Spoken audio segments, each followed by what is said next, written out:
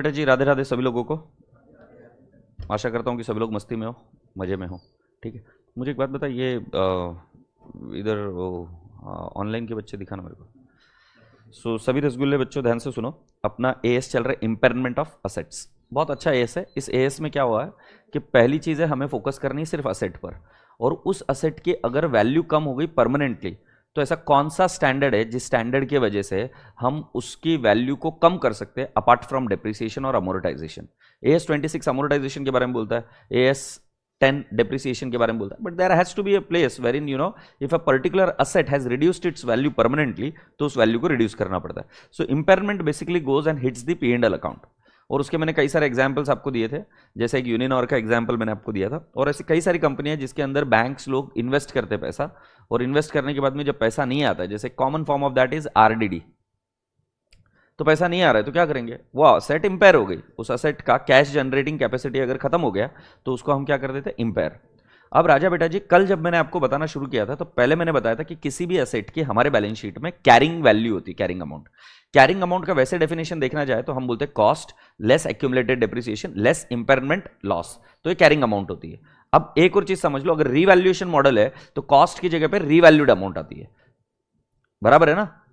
As 10 में revaluation model देखा था, तो असेट की कॉस्ट को अगर हम रीवैल्यू अपवर्ड या डाउनवर्ड करते तो रीवैल्यूड अमाउंट आती है। So revalued amount minus accumulated depreciation minus impairment loss is carrying amount. इस कैरिंग अमाउंट को हम कंपेयर करते किसके साथ में, recoverable amount. Recoverable amount is higher of two value in use और एएस नहीं, वैल्यू इन यूज और net selling price whichever is higher.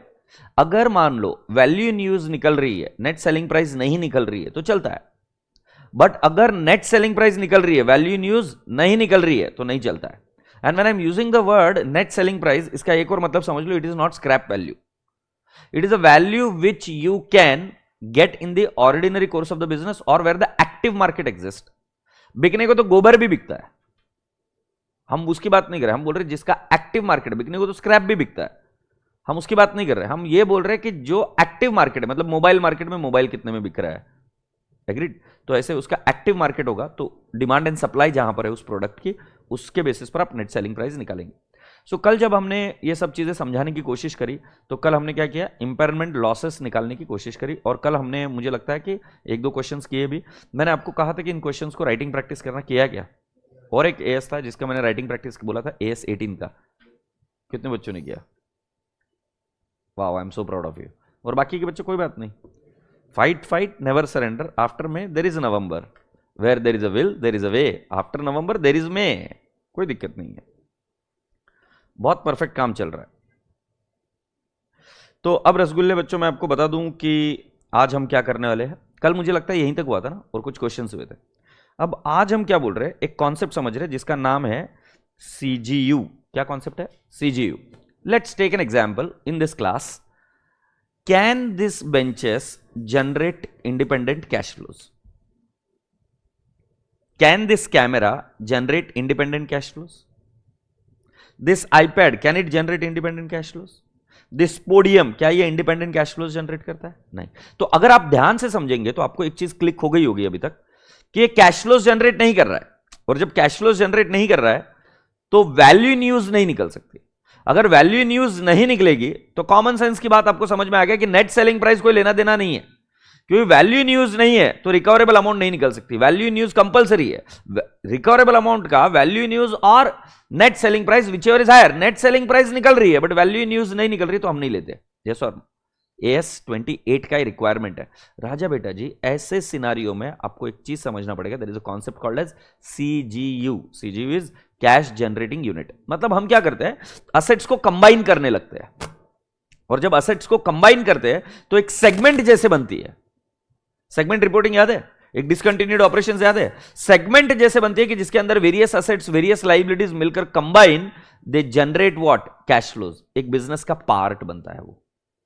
तो जैसे अगर मैं इसकी बात करूं एसपीसी की, तो कैन आई नॉट से कि एसपीसी का CA foundation generates independent cash flow as a the whole asset belonging to CA foundation generates independent cash flows.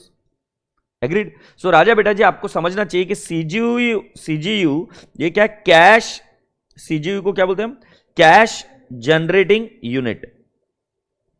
अब इसको समझने के लिए एकदम सिंपल सी बात है आपकी कि बेटा जी ये जो यूनिट वर्ड है it is the group of asset together. तो आप क्या करते हो, इस पूरे ग्रुप का रिकवरेबल अमाउंट निकालते हो, क्योंकि अगर कोई असेट का कैश फ्लो नहीं निकल पा रहा है तो उस असेट को कौन से सीजीयू में बिलोंग करेंगे, उस सीजीयू को टोटल लेंगे और उस सीजीयू को टोटल लेकर हम उसका क्या निकालेंगे, cash flows. Is that okay? So अभी आपको पता नहीं है बट मैं आपको समझा रहा हूं इस स्टैंडर्ड के हिसाब से, बॉटम अप अप्रोच, राइट? तो एक बिजनेस है, इस बिजनेस को ऐसे विजुअलाइज करिए, इसके अंदर वेरियस सीजीयूज है और इस सीजीयू थोड़े से और बड़े निकालते हैं, इस बिजनेस के अंदर थोड़े से बड़े बड़े सीजीयूज है, ओके? और इस सीजीयू के अंदर असेट्स है, एग्रीड? उसके जितनी भी असेट्स लायबिलिटी है सब है उस सीजीयू के अंदर। क्या ये बात क्लियर हो रही? सो कैन आई नॉट से CGU, CGU2, CGU3, CGU4, CGU5।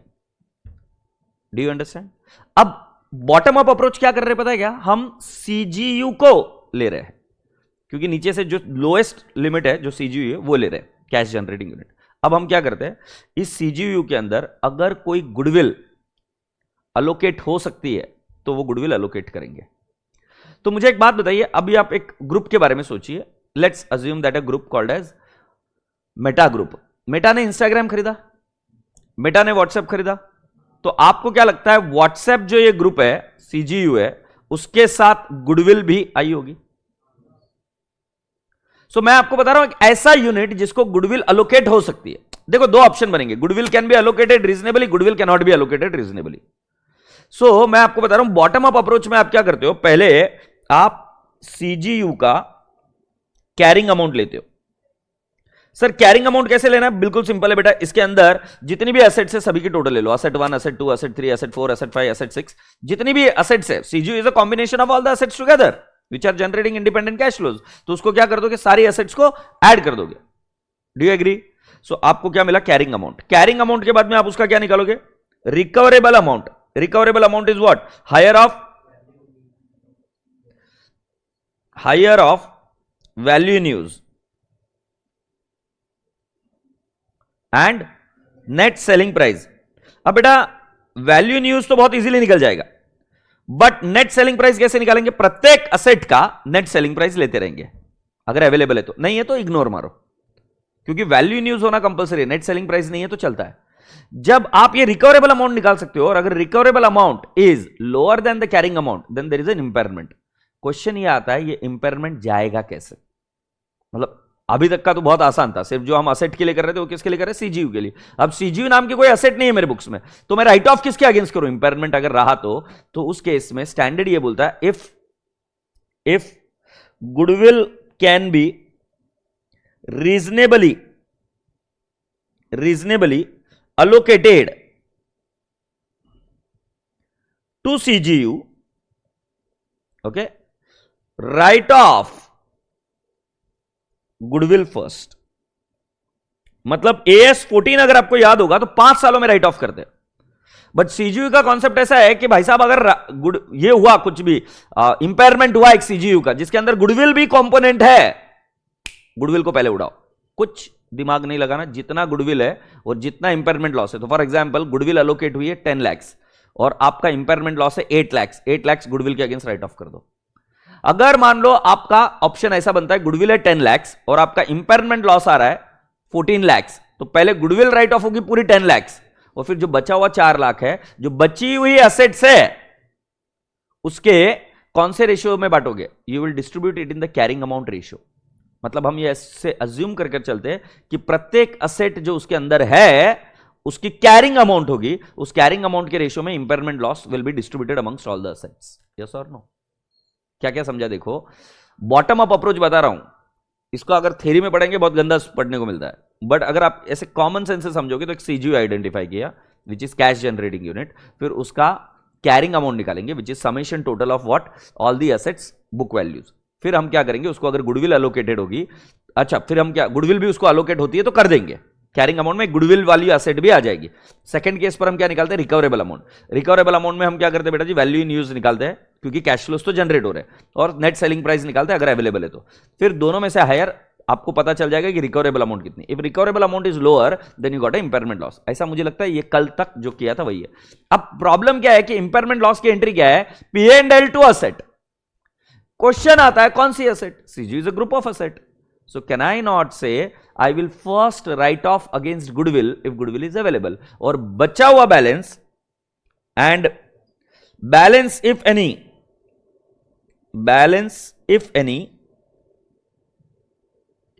proportionately की स्पेलिंग शायद गलत हो गई, बैलेंस कैसा, proportionately amongst other asset in the ratio of carrying amount, in the ratio of what, carrying amount। क्या ये बात क्लियर हो गई? Now can I explain you the next thing. अगर गुडविल नहीं है तो आप मुझे बताओ, गुडविल तो राइट ऑफ हो ही नहीं सकती, फिर एक स्टेप रही, जो भी इंपेयरमेंट लॉस रहा वो किसको बांट देंगे, other assets in their carrying amount ratio, yes और no. So can I not say if goodwill can not be, मतलब गुडविल नहीं भी है तो भी यही है, गुडविल है तो मैं बता रहा हूं, गुडविल नहीं है तो फिर अलोकेट करने की जरूरत ही नहीं गुडविल उसको। If goodwill can not be reasonably allocated to CGU, write off impairment loss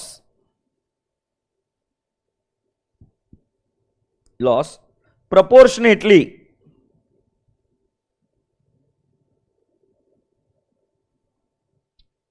amongst assets of CGU in the ratio of carrying amount। do you all agree? तो क्या हम लिख सकते हैं इसको, ये किसका कॉन्सेप्ट बताया मैंने, CGU। ये कौन सी अप्रोच चल रही है, बॉटम अप अप्रोच।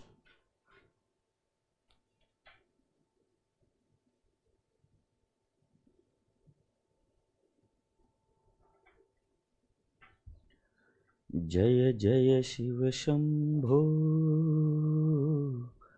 जय जय शिव शंभो।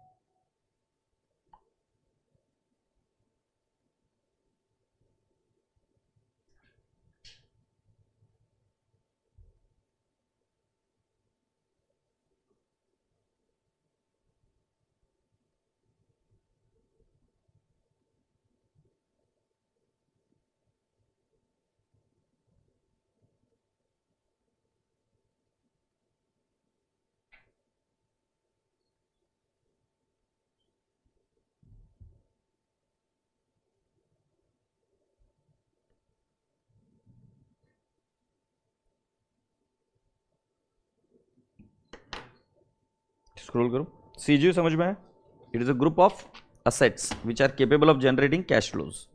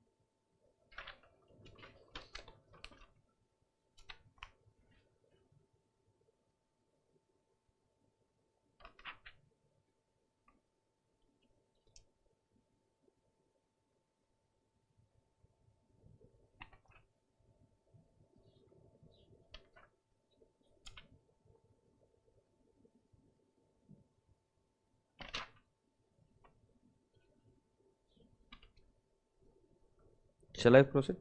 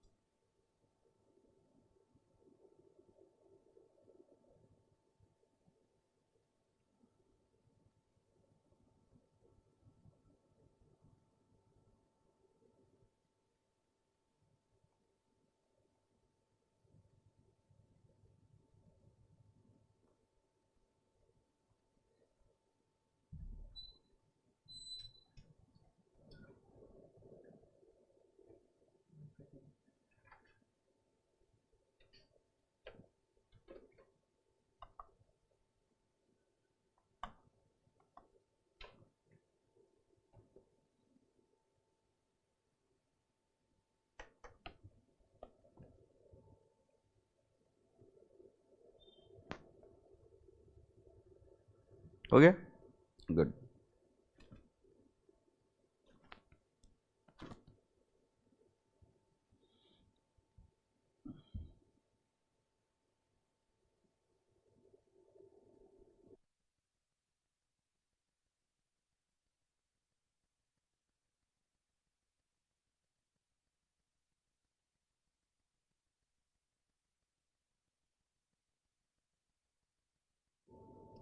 डन बेटू? So are we ready now to understand? So रसगुल्ले बच्चों, इस स्टैंडर्ड की और एक खास बात मैंने क्या करी है, इसके जितने भी क्वेश्चंस है मैंने सारे के सारे क्वेश्चंस आपके कंसेप्ट बुक में डाल दिए। सो कंसेप्ट बुक से आपको इंपेयरमेंट के प्रैक्टिकल एस्पेक्ट समझ में आ जाएगा, और इस पर आज तक जो सीए फाइनल का रिकॉर्ड रहा है उसके अंदर वो प्रैक्टिकल क्वेश्चन ज्यादा पूछते हैं। यहां तक हो जाए तो सुन लो अभी। अब जरा आ जाओ इधर, प्लीज कम डाउन टू कल का अगर आपको याद होगा तो मैंने रिवैल्यूएशन रिजर्व के बारे में बताया था कि अगर इंपेयरमेंट लॉस रहेगा तो पहले किसके अगेंस्ट राइट ऑफ करना है, रिवैल्यूएशन रिजर्व, और फिर उसके बाद में पी एंड एल। तो एक बार जरा चेक करिए जर्नल एंट्रीज फॉर केस 2, ये किसके बारे में बात चल रही बेटा जी, रिवैल्यूएशन मॉडल के बारे में। एग्रीड? केस 2 ये वाला था, अबे है नहीं? सो रिवैल्यूएशन मॉडल के अंदर अगर फर्स्ट मॉडल है कॉस्ट मॉडल, तो हमारी entry impairment loss to asset, और इंपेयरमेंट लॉस किधर हिट कर गया, पी एंड एल। अब सेकंड केस में भी एंट्री वही है, नो रिवैल्यूएशन रिजर्व है, so impairment loss to asset and P and L to what, impairment loss. But अगर रिवैल्यूएशन रिजर्व है तो पहली एंट्री आएगी impairment loss to asset, do you agree? और फिर सेकंड एंट्री क्या हो जाएगी, it will not go and hit the P and L account, it will go and hit what, revaluation reserve, P and L to impairment loss. Appreciate this. Now boys and girls please come down to this example. ये कल हमने शायद नहीं देखा था तो अभी orally कर लेते। सो बेटा जी ये एग्जाम्पल सीजीयू का नहीं है, ये एग्जाम्पल सीजीयू का नहीं है, तो जरा देखो। Cost of the asset 56 lakh है, useful life 10 years, salvage value nil है, कैरिंग वैल्यू 27,30,000। बधाइयो, एग्जामिनर ने सैल्यूट ठोक के खुद ने बताया। फिर आगे बताया रिमेनिंग लाइफ 3 ईयर्स है, रिकवरेबल अमाउंट 12 लाख है, upward revaluation last year is how much, 14 lakh. तो मैं आपसे यह प्रश्न पूछता हूं अभी कैरिंग अमाउंट कितनी है, 2730 है क्या? अब फिर मुझे बताइए आपका रिकवरेबल अमाउंट कितना है, 12 लाख है क्या? What is the impairment loss बेटा, कितना, 15,30,000। 15,30,000 पहले किसके अगेंस्ट राइट ऑफ करेंगे, रिवैल्यूएशन, 14 लाख उधर गया, और 1,30,000 किधर जाएगा, पी एंड एल में जाएगा क्या? सो रसगुल्ले बच्चों ये देखिए सोल्यूशन, कैरिंग अमाउंट ये 15,30,000 है, 15,30,000 के दो हिस्से बने, एक रिवैल्यूएशन रिजर्व 14 लाख और remaining to P and L. अब बेटा जी जैसे ही आप असेट में से इंपेयरमेंट लॉस लेस कर दोगे, जैसे ये कितने का था, 27,30,000 थी ना असेट, और इंपेयरमेंट लॉस आपने कितने का बताया, 15,30,000। So carrying amount, revise carrying amount कितनी है, 12 lakh, and what is the remaining useful life, 3 years. So 12 lakh divided by 3 years. What is the depreciation per annum? 4 lakh. So depreciation would be 4 lakh. मुझे लगता है ऐसा कल similar question भी हमने किया था. So depreciation will be calculated for the remaining years on the basis of new carrying amount. Can you tell me what is the remaining 12 lakh? Agreed? लिख दो इधर. What is the useful life? 3 years. बोला है. What is the residual value? 0. 0 ही है ना? So what is the depreciation charge? 12 lakh divide by 3 years, it is how much, 4 lakh. But आपको लग रहा होगा कि ये बहुत क्वेश्चन इजी है, अरे but knowledge is a power. अगर मान लो ये पता ही नहीं होता तो आप पेन भी नहीं उठा पाते ना, और 5 मार्क के लिए क्या पूछेंगे, इंपेयरमेंट की यही सब चीजें पूछेंगे। Appreciate this. Now please consider this concept of CGU, easy PG question है। सो सीजीयू का डेफिनेशन मैंने आपको क्या बताया था, group of asset which are capable of generating the cash flows. तो जरा देखो, cash generating unit is the smallest identifiable group of asset that generate cash inflows from continuing use that are largely independent of the cash flows from other asset or group of asset. So क्या बोलेंगे, CGU is what? Smallest group of asset which are able to generate cash inflows from continuing use that are largely independent of the cash inflows from other asset or other CGU. Say yes or no? पक्का? Let's go ahead. इस चीज को लिख कर ले लो CGU, और लिख कर ले लो इंपॉर्टेंट, ये थ्योरी क्वेश्चन में भी आता है, ये लिख कर लो अपनी नोटबुक में। सीजीयू का डेफिनेशन लिख कर लेना पड़ेगा। श्विक्स।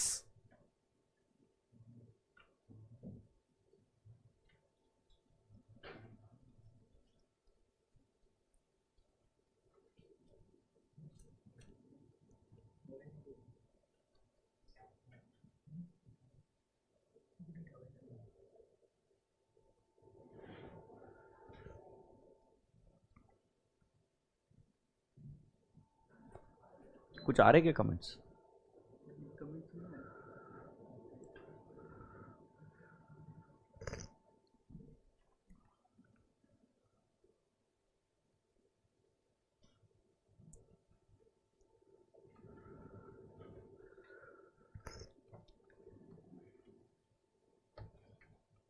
रहने दे, कमेंट आएंगे तो बता देना तू।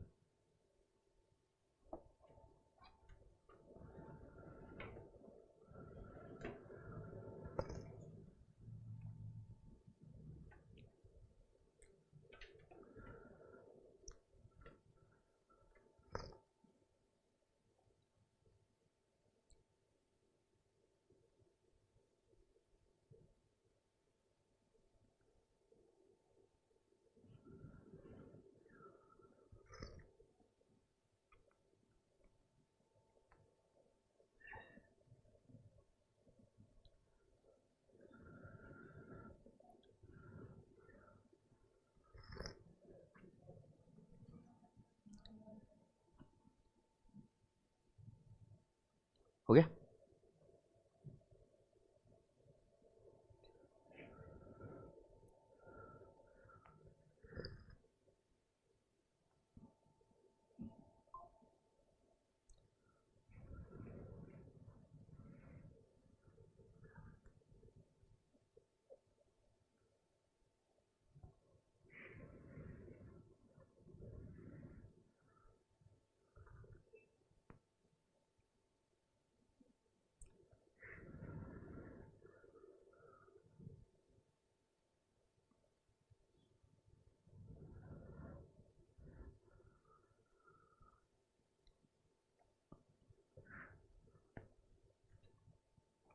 सुन लीजिए, आर वी रेडी? मैं आपको क्या बता रहा हूं कि एक बार recoverable amount of individual asset नहीं निकल पाई, recoverable amount of individual asset निकल पाई तो पहले प्रायोरिटी वही है। अगर वो नहीं निकल पाई तो हम कौन सी प्रायोरिटी पर जाते बेटा जी? फिर सीजीयू। और सीजीयू में कौन सी approach? Bottom up approach. Bottom up approach अभी जो हम पढ़ रहे हैं। सो वापिस से बता रहा हूं, पहले रिकवरेबल अमाउंट किसकी देखनी पड़ती? Individual asset. अगर वो पॉसिबल नहीं है तो सीजीयू पर आना, directly can not jump to CGU.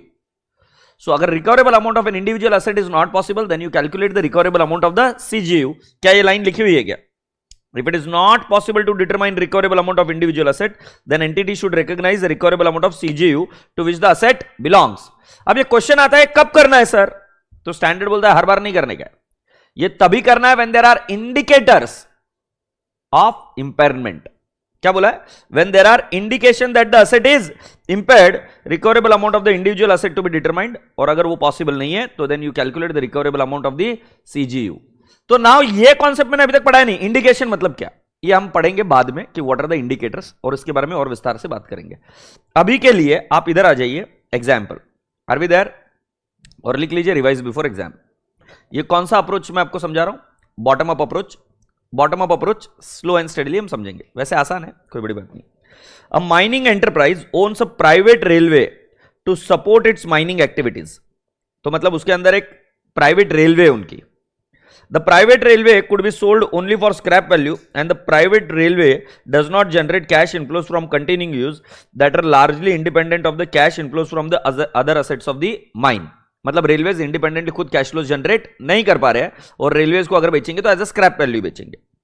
It is not possible to estimate the recoverable amount of the private railway because value in use of the private railway cannot be determined, and it is probably different from scrap value. Therefore, the enterprise estimates the recoverable amount of CGU to which the private railway belongs, that is the mine as a whole.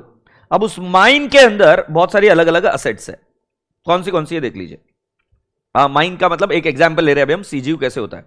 तो example 2, तो अभी आपको पता चला कि recoverable amount जब हम railways की नहीं पता कर पा रहे तो उस रेलवेज का इंडिपेंडेंट कैश फ्लो जनरेट नहीं हो रहा है, तो उसको हम अलोकेट करते हैं या हम देखते हैं कि वो कौन से सीजीयू को बिलोंग करते हैं और उस सीजीयू की सारी एसेट लेते हैं। तो एग्जाम्पल 2 उसी टाइप का एक एग्जाम्पल है।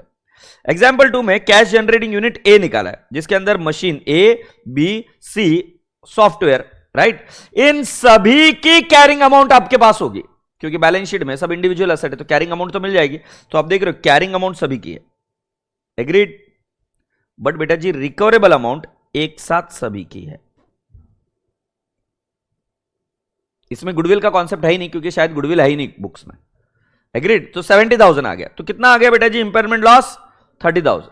अब इस 30,000 को हमें अलोकेट करना है, तो किसमें? मशीन ए, बी, सी और सॉफ्टवेयर में। तो कौन से रेशियो में करेंगे राजा बेटा जी? 3:25:25:20। तो कैन आई नॉट से 6:5:5:4? Yes sir. सो बेटा जी कैलकुलेटर पर लीजिए, 30,000 divide by 20 into 6, impairment loss कितना जाएगा इधर? 9,000, फिर 5 कितना जाएगा? 7,500, फिर 7,500 और राजा बेटा जी कितना जाएगा? 6,000। सो बेटा जी ये इंपेयरमेंट लॉस हम क्या कर देंगे? माइनस। तो आपको पता चल जाएगा कि रिवाइज कैरिंग वैल्यू आएगी इसकी 21,000। 25,000 माइनस 7,500 कितना आ जाएगा राजू बेटा? 17,500। और इसका भी कितना आ जाएगा? 17,500। और ये कितना आ जाएगा? 14,000। क्या मेरे रसगुल्ले बच्चों को ये बात पता चली क्या? सो पहले मैंने क्या कंपेयर किया? Recoverable amount of CGU with the carrying amount of the CGU and I got the impairment loss of 30,000। अभी 30,000 किसी एक असेट को अगर डालना है तो वो गुडविल ही होनी चाहिए। गुडविल नहीं है तो हम क्या करेंगे? In the ratio of carrying amount. और in the ratio of carrying amount कितना आएगा? 9,000, 7,500, 7,500 एंड 6,000 गया। तो उसके बाद में मेरी रिवाइज कैरिंग वैल्यू है। क्या आप समझ पा रहे हैं? टोटल इंपेयरमेंट लॉस और उसके बाद में बेटा जी ये मेरी रिवाइज कैरिंग अमाउंट आ जाएगी, दैट इज 21, 17,500 और ये 17,500 और 14,000। सो टोटल वैल्यू किसकी आ गई? इसकी 70,000। Is that okay? इस क्वेश्चन को अपने नोटबुक में सॉल्व कर लीजिए क्योंकि फॉर्मेट पता होना जरूरी है। सो कैसे लिखेंगे हम? कैसे लिखेंगे इसका आंसर? कैश जनरेटिंग यूनिट का हम कैसे लिखेंगे? कॉलम्स ऐसे ही बनेंगे। पहला वाला क्या बनेगा? सीजीयू, फिर उसके बाद में पर्टिकुलर्स और फिर नेम ऑफ द असेट्स, फिर क्या लिखेंगे? Carrying amount. और कैरिंग अमाउंट के बाद में रिकवरेबल अमाउंट जब लिखेंगे तो इंडिविजुअल कॉलम्स में निल निल निल निल निल आएगा और रिकवरेबल अमाउंट डायरेक्टली कौन से कॉलम में आएगी? टोटल कॉलम में। फिर वहां से कंपेयर करके आप क्या निकालोगे? Impairment loss. फिर इस इंपेयरमेंट लॉस का अलोकेशन, नेक्स्ट हेडिंग बनता है अलोकेशन ऑफ इंपेयरमेंट लॉस। बेटा ये मैं लिखकर सॉल्व करूं कि आपको जम जाएगा? ये जम जाएगा ना? तो मैं वाइप कर दूं कि रहने दूं? ये जो लिखा है मैंने वाइप ऑफ कर दूं ना कि रहने दूं? ठीक है, तो मतलब कंफ्यूज मत हो जाना, लिख मत देना दोबारा। चलो अभी फुर्ती से करो भाई, फुर्ती से करो। ये मैं क्यों बोल रहा हूं लिखने के लिए? हमें फॉर्मेट इसका परफेक्ट करना पड़ेगा तब जाके हम एग्जाम में कर पाएंगे। क्योंकि इसमें यह अड़चन नहीं आएगी, समझा नहीं, इसमें अड़चन नहीं आएगी कि लिखना कैसा एग्जाम में नहीं समझेगा।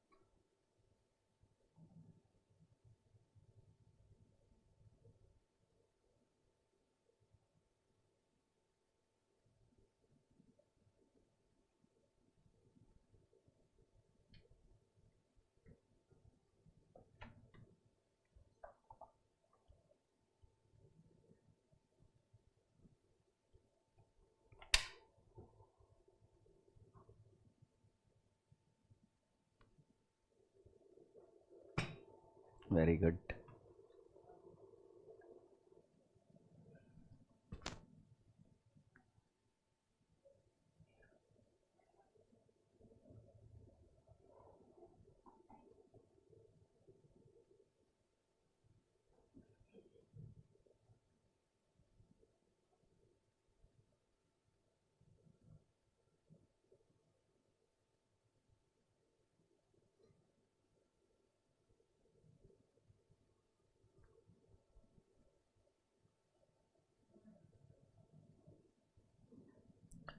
Once you're done, can I go ahead?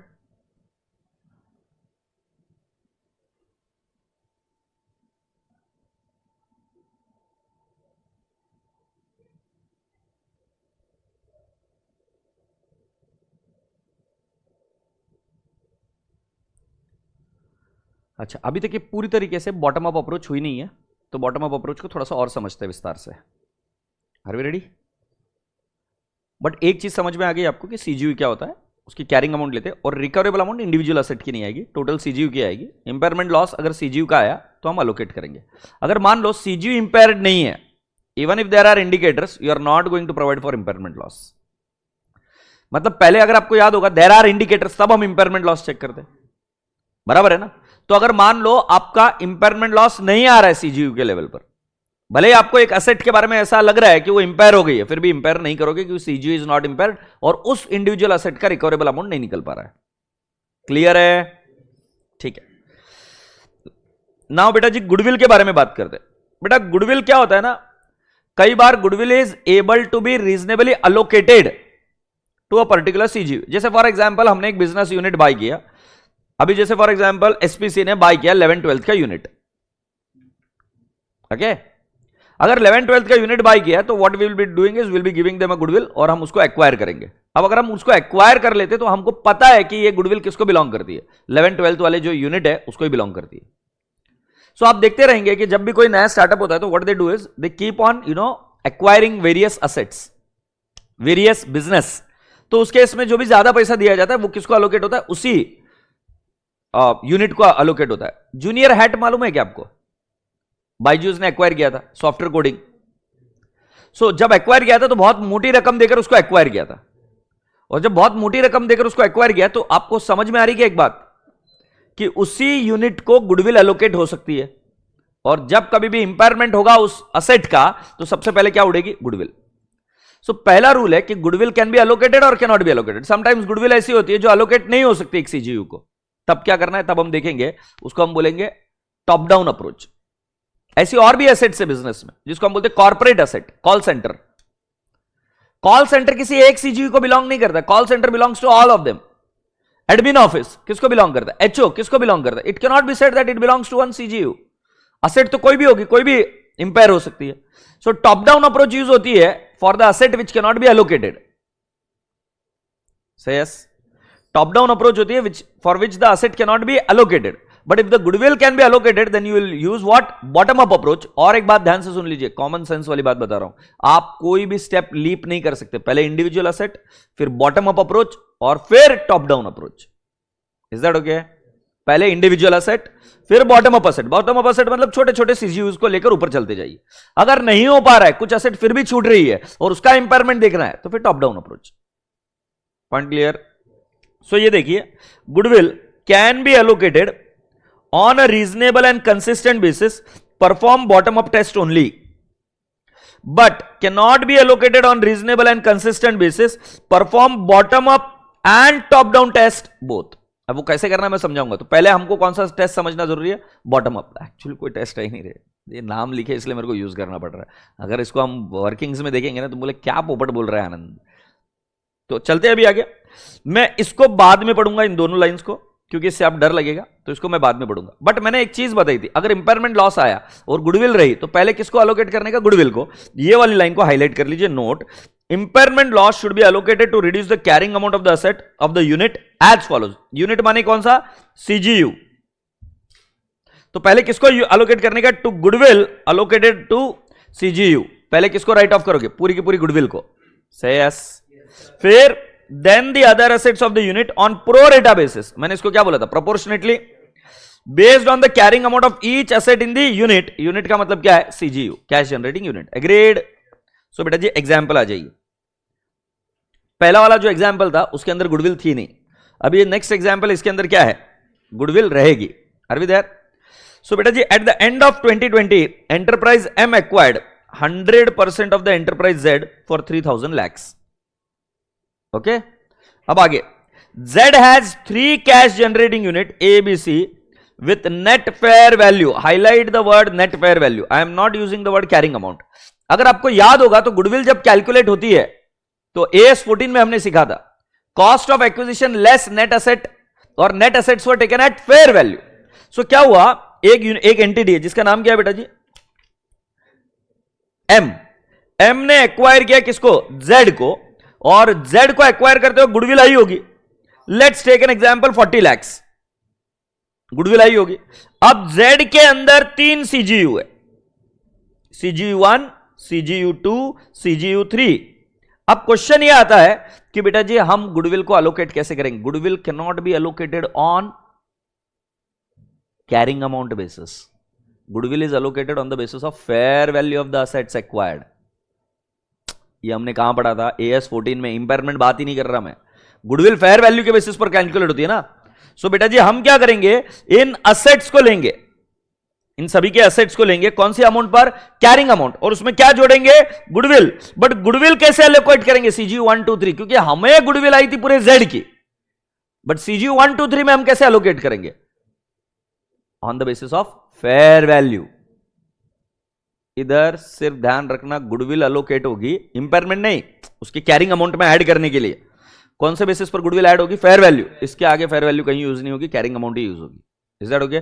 Impairment loss के लिए तो कभी भी, इंपेयरमेंट लॉस के लिए तो कभी भी आप कैरिंग अमाउंट ही यूज करेंगे, फेयर वैल्यू यूज नहीं करेंगे।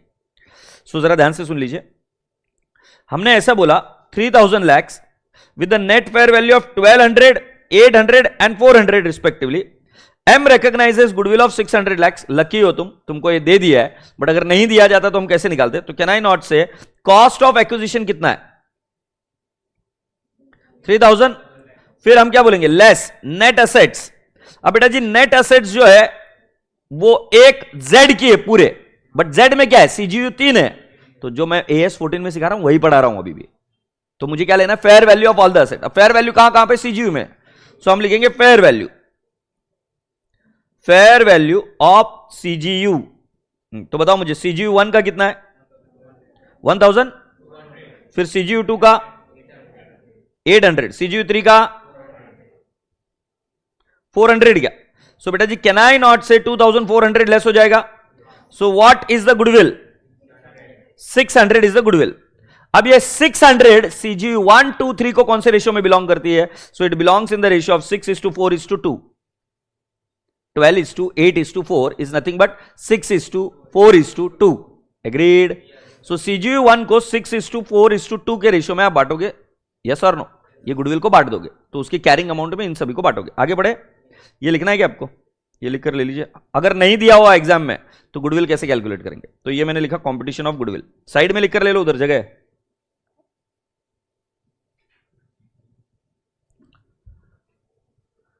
Competition of goodwill.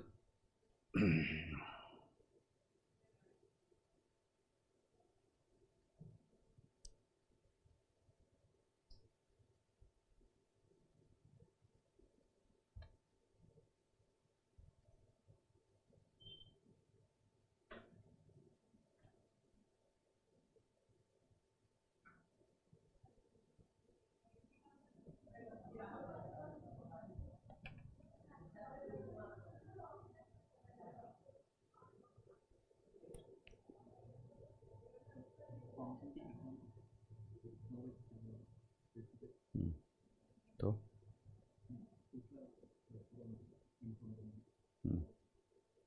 नहीं हुआ तो फिर मेरे स्टूडियो से ले लूंगा। कल नहीं है क्या? कैसे?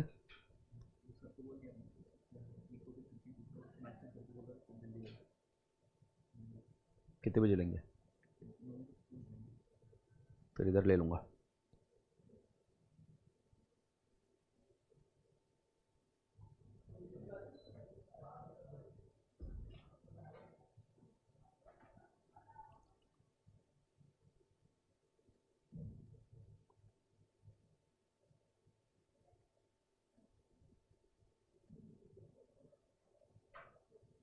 चले भी आगे।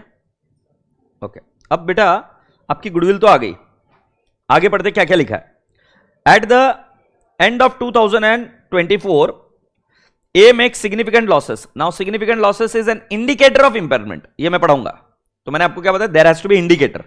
सो आपके लॉसेस हो रहे बहुत ज्यादा, या ऐसा कोई लॉ चेंज हो गया जिसकी वजह से it is creating a hurting sentiment against your company, या आपका मार्केट कैपिटलाइजेशन बढ़ रहा है, आपकी शेयर कम हो रहा है, आपकी शेयर प्राइसेस कम होती जा रही continue. These are indicators. Indicators हम बाद में देखेंगे, लास्ट में थ्योरी पार्ट है वो। A make significant losses, its recoverable amount is estimated to be 1350। ये टोटल की देंगे, इंडिविजुअल की दे नहीं सकते। हाँ, इंडिविजुअल सीजीयू के देंगे ना। आगे क्या बोला, carrying amount are detailed below. तो राजा बेटा जी आप देख लीजिए, एंड ऑफ 2004 क्या ये ए बी सी है क्या? एग्रीड। ये कौन है? सीजीयू हो गया, एग्रीड। और गुडविल दिया है बेटा जी 120। अब 120 को आपको अलोकेट करना है इन द रेशियो ऑफ 6:4:2। याद आ रहा है? 6:4:2। Now, boys and girls, can you please check? Goodwill can be allocated on reasonable and consistent basis. On the date of acquisition of Z, the net fair value of A, B, C are considered reasonable basis for pro rata allocation of the goodwill to A, B, C. बेटा जी fair value to A, B and C. अब वो कैसे करने का जरा देख लेते हैं। Can you please check? Net fair value 1200, 800 और 400 है। हम ये 50%, 33% को कैंसिल करके क्या लिखेंगे? 6:4:2। अब जरा ध्यान से देखो, नेट कैरिंग अमाउंट बेटा जी ऊपर दिए है क्या? 1300, 1200 और कितनी है? 800।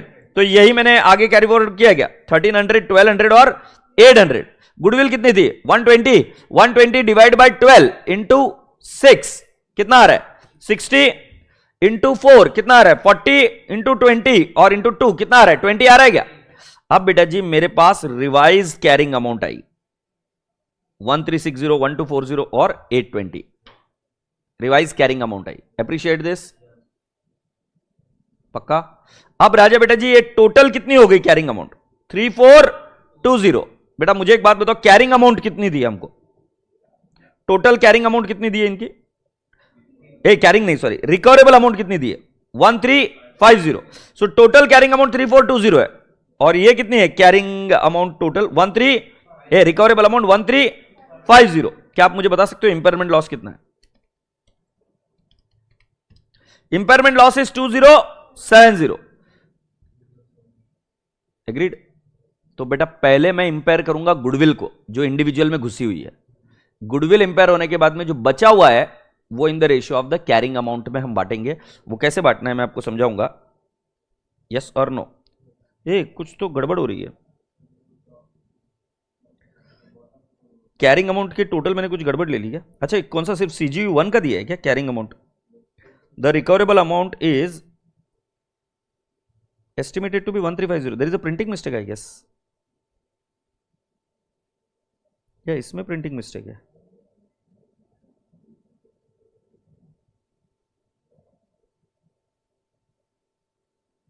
ये बेटा इधर थोड़ा सा मिस्टेक है। This is its recoverable amount. ये क्या बोला है इधर देखो, at the end of 2004 A makes, not Z, A makes, who makes losses? A. So ये रिकवरेबल अमाउंट किसकी दी है? सिर्फ ए सीजीयू की। बोला भैया? सो मैंने जो कंपेयर किया ना इधर की 2070 लॉस आ रहा है, ये गलत बात है बेटा जी। ये एक्चुअली मुझे कंपेयर करना पड़ेगा इसके साथ, 1360 को कंपेयर करना पड़ेगा किसके साथ? 1350। तो इंपेयरमेंट लॉस कितने का आएगा? 10। Do you agree? और इंपेयरमेंट लॉस है 10। सो बेटा जी क्या मैं इसको सॉल्व करके बता सकता हूं? So let's go ahead. पहले हमने कॉम्पिटिशन ऑफ गुडविल कर दिया, is that okay? Now let's write down headings to competition of impairment loss।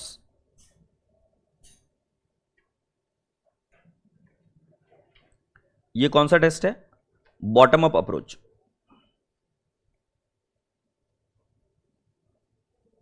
सो हमारा आएगा पहले पर्टिकुलर्स और फिर क्या क्या आएगा बेटा जी? CGU A, B, C और इधर क्या आ जाएगा? टोटल। एक बार देखना चाहो तो देख भी सकते हो। Are we ready? So step number 1 is my carrying amount. Carrying amount, तो कैरिंग अमाउंट में मैं क्या करूंगा, असेट की कैरिंग अमाउंट। अभी असेट्स की कैरिंग अमाउंट मुझे दिया हुआ है, ए का है 1300, 1200 and how much do you say 800। फिर मैं बोलूंगा goodwill allocated, so goodwill allocated in the ratio of, can I not say 6:4:2 in fair value, ये भूलना मत। सो बेटा जी कितना आएगा इधर 60, फिर 40, फिर 20। So what is the total carrying amount 1360, 1240 और 820। Appreciate this. Then I will write down second point, recoverable amount.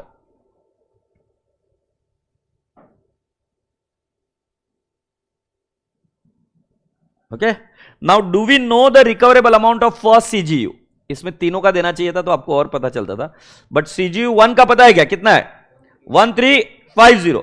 ए बेटा बच्चों का नहीं दिया, मैं क्या करूं यार, तुम मेरे पास जान मत खाओ, मैं नहीं दिया तो मैं क्या कर लेगा, देना चाहिए था। सो बेटा जी what is the impairment loss? Impairment loss is how much?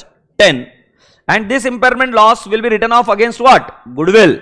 Goodwill इधर कितनी थी 60 थी ना, so 60 में से कितनी उड़ाएंगे 10, उसके एसेट में नहीं जाएगी। अब जरा देखो ये सीजीयू ए है,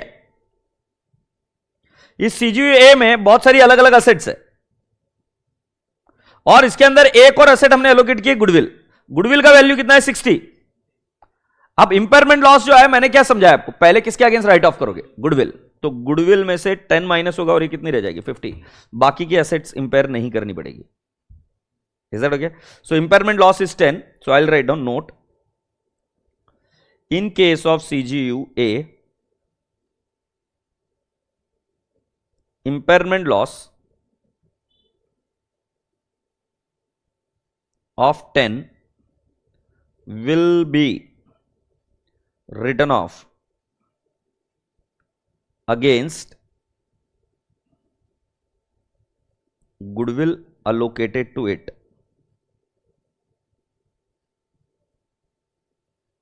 Is that okay? अब मैं आपसे एक प्रश्न पूछता हूं, सपोज इंपेयरमेंट लॉस आ जाता 80, तो गुडविल कितने से उड़ जाती 60, फिर कितना इंपेयरमेंट लॉस रहता 20। अब जो 20 का लॉस रहा वो किसके अगेंस्ट बांटेंगे, सीजीयू ए, बट सीजीयू ए में क्या है अलग अलग असेट्स है, इधर बाजू में किया मैंने वो, तो उन अलग अलग असेट्स की कैरिंग अमाउंट के रेशियो में वो लॉस जाएगा। क्या हमने ऐसे ही लिखा था क्या, पहले गुडविल को राइट ऑफ करो, गुडविल को राइट ऑफ करने के बाद में जो बचा हुआ इंपेयरमेंट लॉस है that will be charge to the carrying amount of the other asset in that CGU, yes और नो? ऑलराइट, तो हम क्या करते पहले इंपेयरमेंट लॉस निकालते प्रत्येक सीजीयू का, उसमें अगर गुडविल रहेगी तो गुडविल को उड़ाते, गुडविल नहीं है तो जो बचा हुआ जो इंपेयरमेंट लॉस है वो जो असेट्स है उसके अंदर उसकी कैरिंग अमाउंट के रेशियो में बांट देते हैं। अच्छा गुडविल को हमने कैसे बांटा, ये बहुत इंपॉर्टेंट था, इन द रेशियो ऑफ 6:4:2, क्योंकि उधर गड़बड़ हुई तुम्हारी प्रॉब्लम हो गई। Goodwill is distributed always in the ratio of fair value, और ये हम कहां सीखे हैं AS 14 में। ठीक है, लिख लो अभी, competition of impairment loss.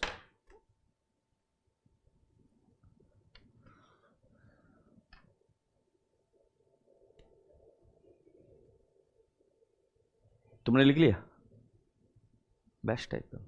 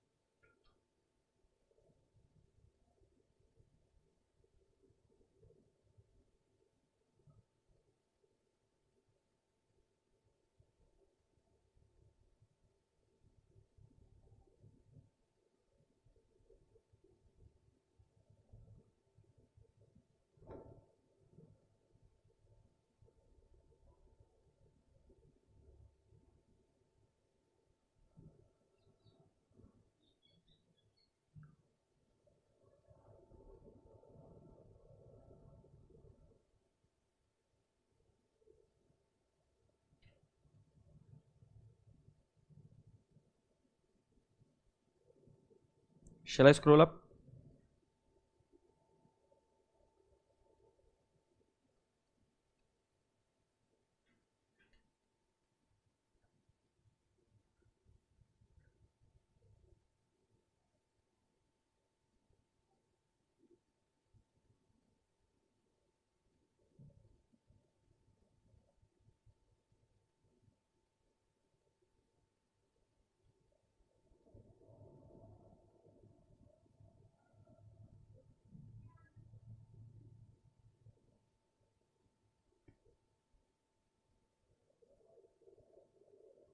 Perfect. Okay, मैं आपसे एक रिक्वेस्ट करूंगा, इसके पहले वाला एग्जाम्पल जाके देखिए, उसमें गुडविल थी क्या? नहीं, उसको भी मैंने बॉटम अप अप्रोच ही बोला था। सीजीयू को जो फर्स्ट टाइम हम अप्लाई किया इंडिविजुअल एसेट के बाद में बॉटम अप अप्रोच ही सीखा, मतलब सीजीयू की जितनी भी एसेट है उसको कंपेयर किया, उसकी रिकवरेबल अमाउंट को, carrying amount with recoverable amount, उसको बॉटम अप अप्रोच बोलते हैं। Now when goodwill is not able to be allocated, तब और एक स्टेप आती है टॉप डाउन अप्रोच। तो टॉप डाउन अप्रोच के लिए रूल ध्यान में समझो। Step number 1 individual asset, step number 2 bottom up approach, step number 3 top down approach. अब हम सीख रहे हैं टॉप डाउन अप्रोच, जो आपको लग रहा है कि हम सीख रहे हैं, but it's just a sequence which you need to remember. ठीक है, तो हियर वी गो, जरा देखो इधर, please come down to the scenario B, और सिनारियो बी में लिख दीजिए हम कौन सी अप्रोच देखने वाले? Top down approach. Goodwill can not be reasonably allocated, और फिर लास्ट में मैं इसको समराइज कर दूंगा, चिंता मत करो।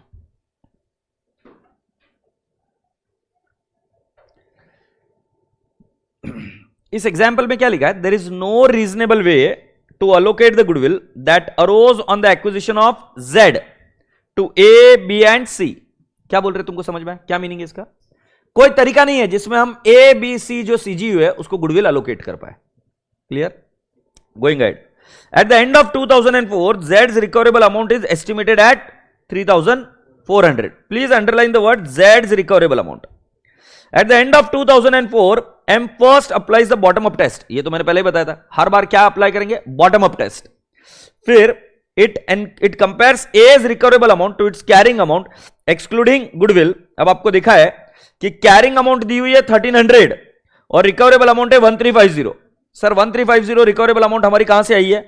ये पिछले क्वेश्चन में भी 1350 दिया है क्या? Yes. So recoverable amount of A दिया हुआ है क्या? 1350। पिछला एग्जांपल जो है ना उसका ही कंटिन्यूएशन है, 1350 दिया है क्या?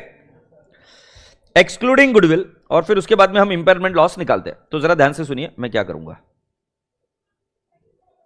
आप मेरे साथ लिखेंगे, when goodwill can not B allocated to CGU reasonably। ठीक है, तो इसके लिए स्टेप नंबर 1 है bottom up test. Bottom up test का मतलब है कि आपको सीजीयू लेना पड़ता है जिसका इंपेयरमेंट आपको चेक करना है, सीजीयू लेवल पर होता है काम। सो हम लिखेंगे सीजीयू ए। क्लियर? हमने क्या लिखा? सीजीयू ए। फिर हम क्या करेंगे? आई will write down carrying amount of CGU A, in the bracket लिखूंगा एक्सक्लूडिंग गुडविल। तुम पूछोगे गुडविल क्यों नहीं ले रहे? क्योंकि वो रीजनेबली एलोकेट हो ही नहीं पा रही है। यही बात थी ना, रीजनेबली एलोकेट हो गया तो एलोकेट कर दो। तो बेटा जी कितनी उसकी कैरिंग अमाउंट है? मेरे हिसाब से नेट कैरिंग अमाउंट 1300 है ए की। एग्रीड? फिर मैं बोलूंगा रिकवरेबल अमाउंट, रिकवरेबल अमाउंट कितना है? Recoverable amount 1350। सो राजा बेटा जी here I will write down impairment loss is 0 as recoverable amount is greater than carrying amount, impairment loss is 0. Do you all agree or not?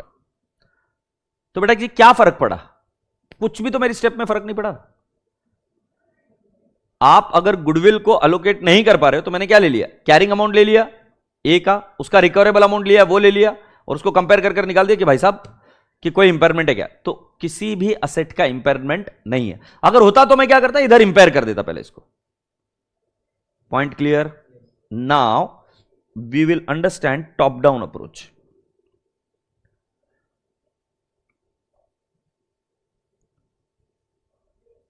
तुम मुझे पूछेंगे top down approach क्या है? एकदम simple है। देखो सर, आपको एक सीजीयू को गुडविल नहीं डाल सकते आप, बट कोई तो ऐसा लेवल होगा जिसमें गुडविल अलोकेट हो जाएगी। तो आपको क्या करना पड़ेगा? इंडिविजुअल असेट्स का बना सीजीयू का बनेगा एक यूनिट जिसको गुडविल एलोकेट हो पाएगी। अब मुझे बताइए गुडविल कब आई थी? आप एम ने जेड को एक्वायर किया तब गुडविल आई। जेड किसका बना है? एबीसी का, राइट? तो goodwill can be allocated at Z level. तो जरा झाके देखिए, जेड की रिकवरेबल अमाउंट दी है इस बार। Agreed? So top down approach में क्या होता है कि जब एक सीजीयू को गुडविल एलोकेट नहीं हो पा रही है तो और बड़ा यूनिट कंसीडर करिए। तो जिस केस में हम किसको कंसीडर कर रहे हैं? जेड को। सो कैन आई नॉट से टॉप डाउन अप्रोच में मेरा आएगा जेड, ए, बी, सी और इधर और एक कॉलम आएगा गुडविल और टोटल। मतलब जो गुडविल इधर लेफ्ट में आ रहा था रो में, आपको उस समय लिखने के लिए क्यों बोला था याद करो अभी, इधर गुडविल रो में नहीं आ रहा है क्योंकि गुडविल अलोकेट नहीं हो रही। अलोकेट होती तो हम ऐड करते, अलोकेट नहीं हो रही तो उसका एक सेपरेट कॉलम बना। कॉर्पोरेट असेट का भी ऐसे सेपरेट कॉलम बनेगा। So goodwill can not be allocated, याद कर लो, separate column. Goodwill can be allocated add. Agreed? So अभी हम क्या लिखेंगे? Carrying amount. बेटा कैरिंग अमाउंट वापस दे रखी है मुझे कितनी? 1300, फिर 1200, फिर 800 और राजा बेटा जी गुडविल कितनी है? 120। इसकी टोटल है 3420। फिर बेटा जी recoverable amount, amount of Z. बेटा जी इधर कुछ भी नहीं आएगा क्योंकि सीजीयू की रिकवरेबल अमाउंट नहीं है मेरे पास, और हम ऑलरेडी बॉटम अप टेस्ट से ए को चेक कर चुके, तो दोबारा ए का रिकवरेबल अमाउंट मत लिखो, दिया है तो भी। यस और नो? तो राजा बेटा जी total recoverable amount of Z कितनी है? 3400। राजा बेटा जी रिकवरेबल अमाउंट ऑफ जेड, तो ये चारों मिलाकर जेड बनते हैं क्या? तो इसलिए मैंने टोटल के नीचे लिखा और इधर क्या लिखा? नील। Is that okay? अब राजा बेटा जी आप मुझे बताइए इंपेयरमेंट लॉस कितना आएगा? कितना है? ये आ गया 20, क्योंकि हमारा recoverable amount is lower then carrying amount by 20। अब अपने दिल से पूछो पहले किसको राइट ऑफ करेंगे? मैंने आपको क्या समझाया? पहले किसको राइट ऑफ करेंगे? गुडविल, बस। सो इंपेयरमेंट लॉस, सो हम क्या लिखेंगे? इंपेयरमेंट लॉस अलोकेटेड टू, अच्छा इधर ही कर दूं ना, इंपेयरमेंट लॉस अलोकेटेड टू किसको? गुडविल। ये 20 इधर लेस होगा, हमेशा पहले गुडविल राइट ऑफ होगी। सो बेटा जी can I not write down carrying amount after impairment? कितना आएगा पिल्लूड़िया? 1300, 1200, 800 और 100। Do you all agree? Check कर लीजिए आंसर वही है क्या?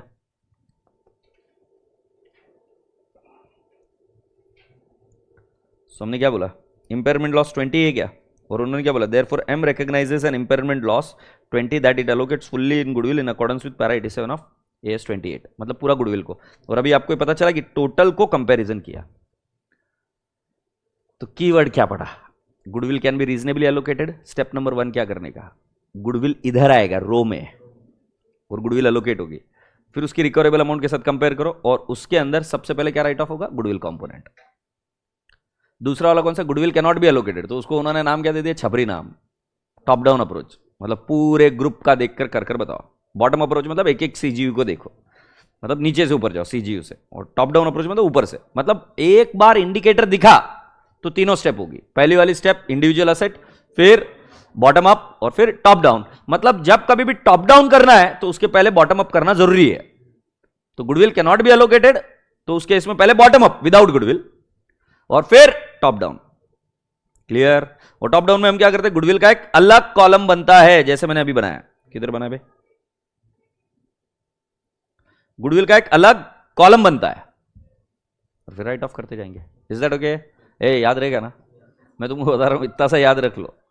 बॉटम अप में गुडविल इधर आती है, टॉप डाउन में गुडविल अलग कॉलम बनता है। तो टॉप डाउन को याद कैसे करेंगे? गुडविल टॉप पे आती है एक कॉलम, और बॉटम अप में क्या है? गुडविल रो में ऐड हो जाती है। से यस, ये ऐसा स्टैंडर्ड नहीं बोलता, मैं आपको रट्टा मारा रहा है, ऐसा लिख लो। इजी है ना बे?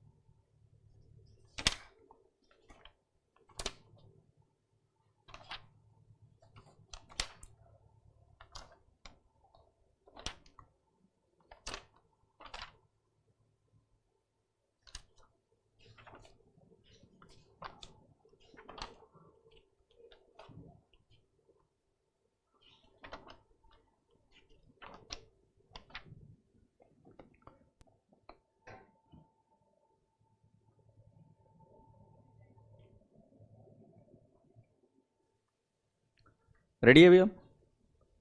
अब भारी वाली चीज सुनिए, मजा आएगा।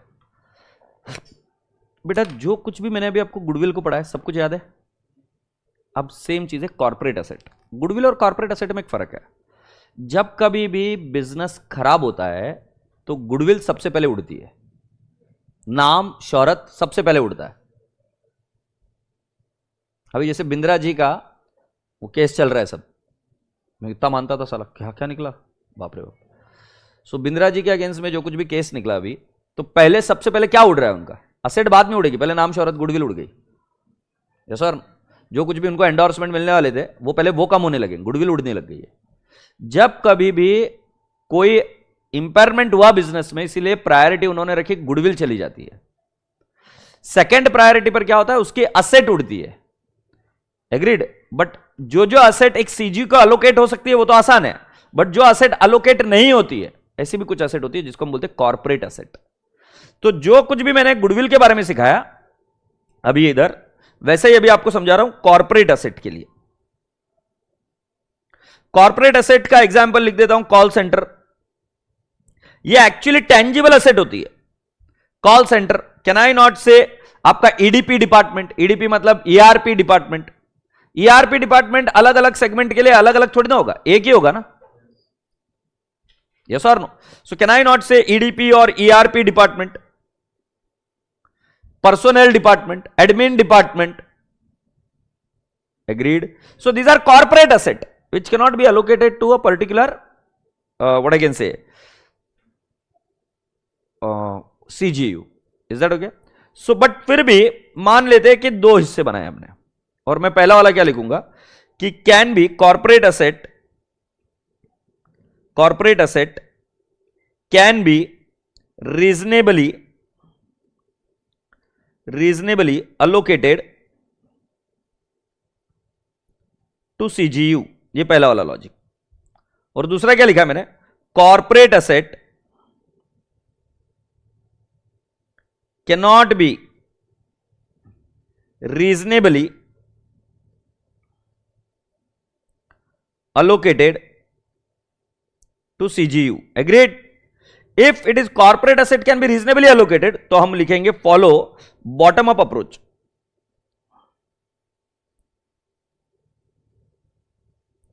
Corporate asset cannot be reasonably allocated to CGU, तो then we'll first apply bottom up and then top down। बराबर है? अब जरा याद करो कि मैंने एक क्वेश्चन कराया था जिसका एग्जाम्पल ए का, ये मैंने लिखकर भी सॉल्व किया था, अगर आपको याद होगा तो। इसके अंदर मैंने क्या किया था, ये इधर गुडविल अलोकेट की थी। गुडविल की जगह पे विजुअलाइज करो, मैं लिखूंगा कॉर्पोरेट असेट। फील हुआ? जो गुडविल दिख रहा है ना इधर, ये कौन सा अप्रोच है? बॉटम अप है ना? तो जो गुडविल अलोकेट की थी रो में, उसकी जगह पे क्या लिख देंगे? Corporate asset. तो नई कैरिंग अमाउंट मिलेगी। इस कैरिंग अमाउंट में दो आइटम है, एक कॉर्पोरेट एसेट और बाकी के एसेट। फिर इसको कंपेयर करेंगे रिकवरेबल अमाउंट के साथ। एग्रीड? अब अगर इंपेयरमेंट हुआ तो पहले हम किसको राइट ऑफ करते थे? सिर्फ गुडविल को, पहला गुडविल उड़ाते थे। अब ऐसा नहीं है, अब कॉर्पोरेट एसेट और उसके individual asset in their carrying amount ratio जाएगा। मतलब फर्क क्या पड़ा कि अगर सिर्फ गुडविल है तो पहले किसको उड़ाएंगे? गुडविल को। बट अगर कॉर्पोरेट एसेट है और बाकी के एसेट है तो बाकी के एसेट और कॉर्पोरेट एसेट के रेशियो में बांटेंगे इंपेयरमेंट लॉस को। किसी को अड़चन है? गुड़िया मैं क्या बोल रहा हूं, इसको फील कर। ये बॉटम अप अप्रोच था। पहला वाला तूने कॉर्पोरेट एसेट के बारे में क्या बोला? Reasonably allocated. रीजनेबली अलोकेटेड मतलब तेरे को कैसा दिखना चाहिए? पर्टिकुलर CGU1, CGU2, CGU3 ये हो गए। अब इसको अलोकेट करेगी तू, क्या अलोकेट करेगी? Corporate asset. तो रीजनेबल बेसिस पर उसमें ऐड हो गया। तो जहां पर गुडविल दिख रहा है वैसा एज्यूम कर कि उधर क्या आ गया? कॉर्पोरेट एसेट आ गया। सो पहले वाले में कॉर्पोरेट एसेट कितनी घुसी? 60। अब तू नई कैरिंग अमाउंट मिल गई तुझे, दोनों का ऐड कर कर। फिर उसके नीचे क्या लिखेगी तू? Recoverable amount. रिकवरेबल अमाउंट प्रत्येक CGU की तुमको देंगे। अब दोनों को कंपेयर करके तू इंपेयरमेंट लॉस निकालेगी। ये तो आसान है। अब इंपेयरमेंट लॉस निकलने के बाद में पहले हम किसके अगेंस्ट राइट ऑफ करते थे? गुडविल। अब मैं बोल रहा नहीं कर सकते। अब क्या करना पड़ेगा? इन द रेशियो ऑफ आपको बांटना पड़ेगा 130:6। 130 सीजीयू अपनी असेट को डालेगा और 6 कॉर्पोरेट असेट को जाएगा। Do you realise? तो क्या फर्क पड़ा गुडविल और कॉर्पोरेट असेट में? गुडविल में पूरा का पूरा गुडविल को राइट ऑफ कर देते और कॉर्पोरेट असेट में इन the ratio of the other carrying asset of carrying value of the assets of CGU and what? Corporate asset. Point clear? Perfect. अगर मान लो इधर सोच के बताइए, पहले हम क्या करेंगे, इधर corporate asset can not be reasonably allocated, तो सीजीयू को इंडिविजुअल लेवल पर चेक करेंगे क्या? सीजीयू को इंडिविजुअल लेवल पर चेक करने के बाद में कॉर्पोरेट असेट का एक कॉलम साइड में आएगा जैसे अभी आया, फिर टोटल सभी सीजीयू और कॉर्पोरेट असेट का मिलकर एक कैरिंग अमाउंट आएगी और उसकी क्या आएगी? एक रिकवरेबल अमाउंट। दोनों को कंपेयर करेंगे, इंपेयरमेंट लॉस आया, सो इंपेयरमेंट लॉस क्या करेंगे? बांटेंगे। किसको बांटेंगे? तीनों सीजीयू को बांटेंगे। और किसको बांटेंगे? कॉर्पोरेट असेट को भी। कॉर्पोरेट असेट को किस रेशियो में बांटेंगे? जो रेशियो यहां पर बनेगा भी वो ऐसा बनेगा 130:120:80:12। समझे कि नहीं समझे? अगर एक गुडविल की जगह पे क्या हो जाता? Corporate asset. हैप्पी? सो क्या फर्क है गुडविल और इसमें? proportionately बांटना, that's it. So shall we read this point? Corporate asset. Corporate asset क्या मीनिंग है बाद में देखते हैं। Can be allocated on reasonable and consistent basis, perform bottom up test. Allocated है तो कौन सा? बॉटम अप टेस्ट से काम हो जाएगा। But can not be allocated on reasonable and consistent basis, perform bottom up and top down approach. Agreed?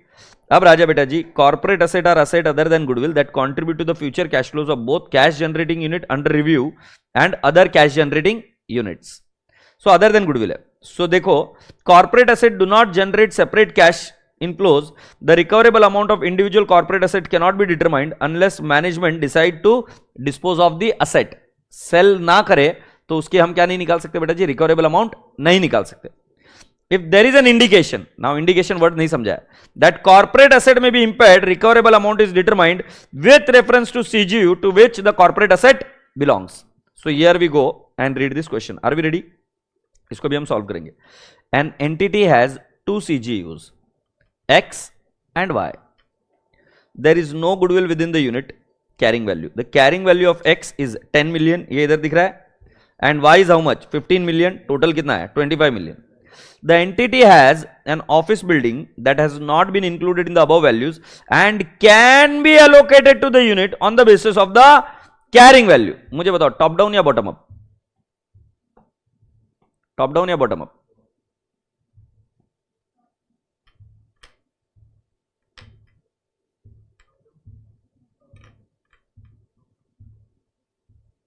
तुम्हारा कौन सा आंसर है?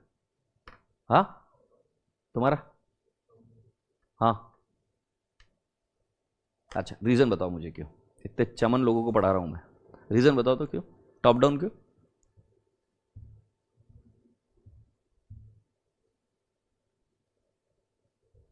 इतना खुद पे गुमान मत करो कि तुम इतने स्मार्ट हो बोलकर, इतना तुरंत आंसर मत दिया करो, थोड़ा सा बुद्धि को भी जोर डाला करो। क्यों अभी क्यों चेंज है? क्या हो रही? तो क्या एग्जाम में मैं आएगा क्या बताने को कान में कि कैन बी एलोकेटेड है बोलकर? क्या पढ़ा था अभी इधर? गोबर खा के पढ़ते हो क्या? सुबह सुबह सूंघ के आ जाते हो। Can be allocated on a reasonable basis ना, तो कौन सा बेसिस जाएगा? बॉटम अप ना। और क्या बोला है कि नहीं बोला है उधर कि corporate asset can be allocated on the basis of their carrying amount, तो कौन सा अप्रोच आएगा? Bottom up. और अरे चमनो, टॉप डाउन तो डायरेक्ट कभी हो ही नहीं सकता, पहले बॉटम अप फिर टॉप डाउन आएगा ना। मतलब तुमसे बड़ा कौन रहेगा सी? बताओ मुझे। लेक्चर में बैठे भी है, टाइम दिया है, 31 दिसंबर नजदीक आ रही है, सब त्याग कर कर बैठे और आंसर भी गलत देंगे, पैसा भी लगाया है, बाकी के लोग मजा कर रहे हैं, कोई कहीं घूमने गया है, कहीं कुछ करने गया है, थोड़ी तो शर्म कर लो। फिर से दोबारा पूछता हूं शांति से, कौन सी अप्रोच यूज करोगे बेटा? क्यों बेटा? Can be allocated. और ये मैंने बाद में छापा है कि पहले पढ़ा दिया था और बहुत बार बताया था? तो क्या प्रॉब्लम हो रही है? हमें आंसर कैसे देना है? ऐसा करके।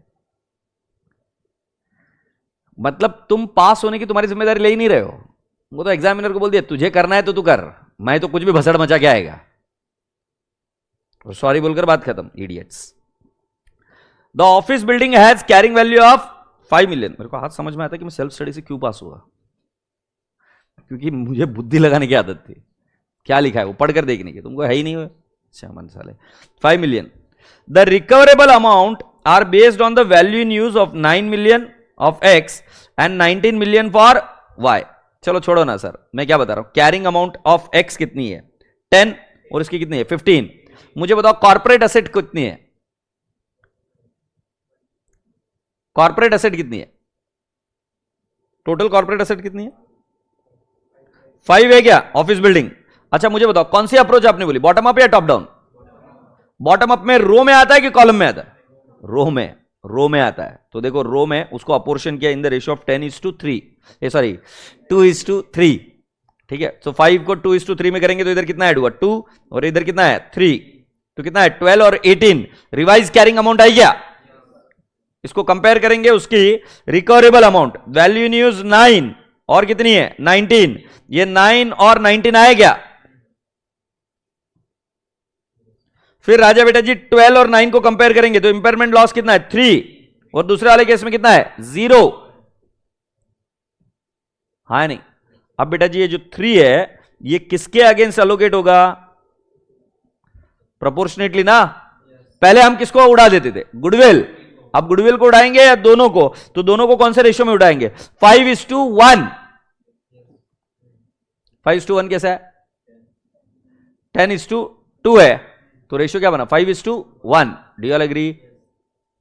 अच्छा उन्होंने बताया नहीं, ये मैं पूरा आगे का सॉल्व करके बताता हूं, इज दैट ओके। ऑलराइट। सो राजा बेटा जी एक काम करेंगे, आप इसको लिख कर लेते हैं एक बार, राइट। सो लिख दीजिए when corporate asset can be reasonably allocated, when corporate assets can be reasonably allocated to CGU.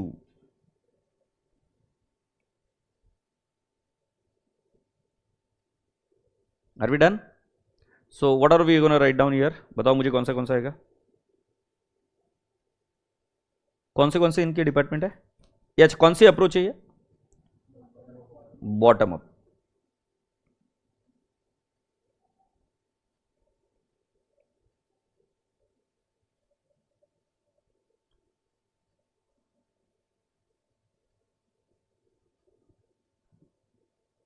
सो कौन से ये नाम है इनके X and Y. So can I not write down carrying amount, बोलो कितना है 10 एंड 15, टोटल आया 25। फिर मैं लिखूंगा ऐड कॉर्पोरेट एसेट, और उस कॉर्पोरेट एसेट में कौन सी है ऑफिस बिल्डिंग ना, कितना है ऑफिस बिल्डिंग 5, नहीं 5 को हम रेशियो में डालेंगे इन the ratio of 2:3, 5 sorry 2 and 3। So revise carrying amount कितनी होगी 12 and 18। So is that the carrying amount. फिर हम क्या लिखेंगे रिकवरेबल अमाउंट लिखो बेटा, रिकवरेबल अमाउंट इसकी कितनी है 10 नहीं 9 है ना, 9 and 19। सो राजा बेटा जी इंपेयरमेंट लॉस इधर आएगा 3 और 18 - 0, इधर कुछ भी इंपेयरमेंट लॉस नहीं है।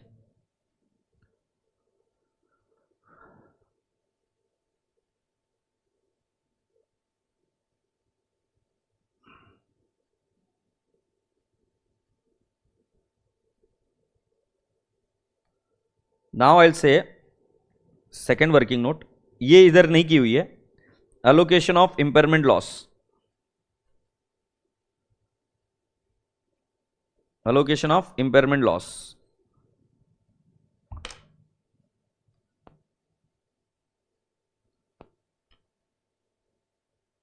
Allocation of impairment loss, are we there?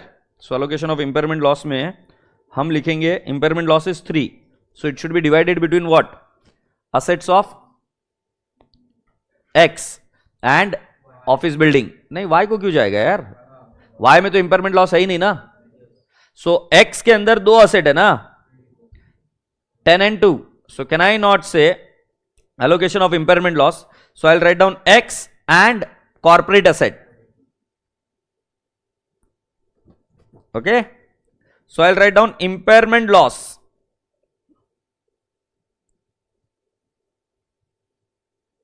of X.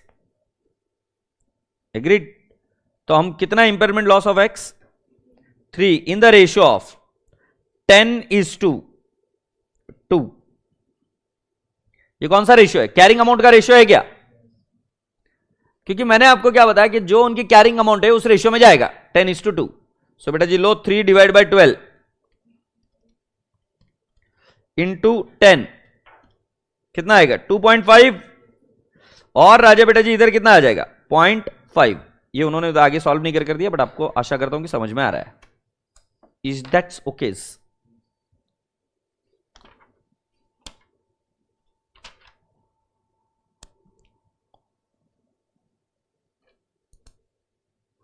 मुझे अभी आपको कुछ क्वेश्चंस देने के हैं और मैं डायरेक्टली सॉल्व नहीं करने वाला हूँ, कि पहले मुझे समझ तो लेने दो कि आपको आ रहा है कि नहीं आ रहा है. तो अभी जो थोड़ी सी देर में ब्रेक दूंगा, अभी आपको क्या करने का? रिवाइज करने का है. रिवाइज करने के बाद में you will have to go through the question number 5 blue. लिख कर लो 5 ब्लू.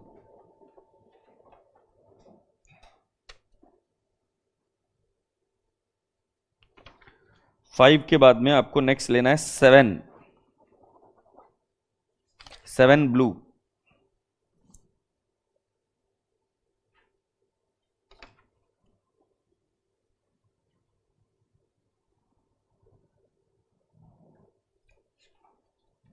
देन 11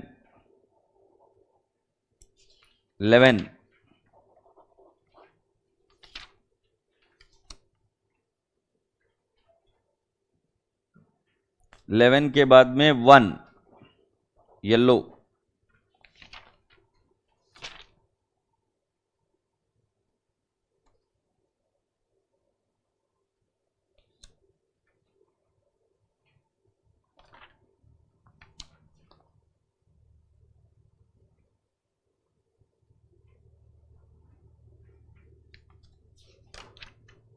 ठीक है, ये क्वेश्चन आप देखकर निकालेंगे और उसके बाद में I will catch you after the lunch. तो अभी आप इतने क्वेश्चन देख के निकालेंगे और उसको एक बार रीड कर लेंगे. प्लीज वो दिमाग में डाल दो, टॉप डाउन और बॉटम अप. ये नाम में कंफ्यूजन है बहुत आसान. अलोकेट हो रहा है तो बॉटम अप इधर.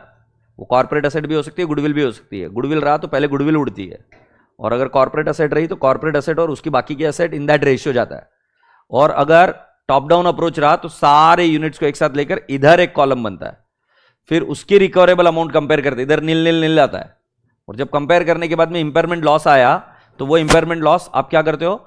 सभी एसेट के बीच में रेशियो में डालते हैं. अगर गुडविल रहा तो पहले गुडविल को उड़ाएंगे. Point clear? ठीक है. अभी स्टैंडर्ड में ज्यादा जान बची नहीं है, अभी मेरे पास पढ़ाने के लिए 15-20 मिनट काफी है, बट आपको ये बहुत अच्छे से समझ लेना है कि किस तरीके से अप्रोच यूज करना है. तो पहले इंडिविजुअल एसेट, फिर बॉटम अप, फिर टॉप डाउन. तो आपकी थिंकिंग भी ऐसे ही करो, इंडिविजुअल एसेट, बॉटम अप, फिर top down approach. Is that okay? Top down में इधर कॉलम बनता है, अलोकेट हो रहा है तो इधर कॉलम जाएगा, रो जाएगी. Is that okay? चलो प्रेम से बाय बाय बोलो. Bye bye. So when I will be meeting you again after half an hour, I will have my lunch and then I will come back. ठीक है, bye bye.